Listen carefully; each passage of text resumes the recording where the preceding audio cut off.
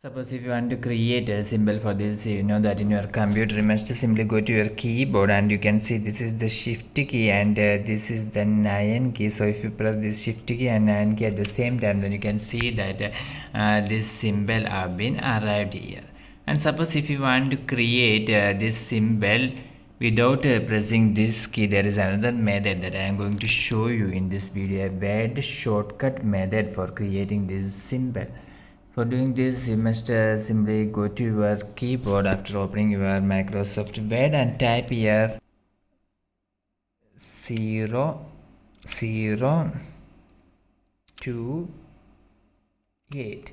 So after typing, so you type like this 0028, and after that you can press these two keys at the same time. Let's press this Alt key and S key, these two keys at the same time. If you press these two keys at the same time, then you can see that the symbol have been added here. For more videos you can subscribe. Thank you.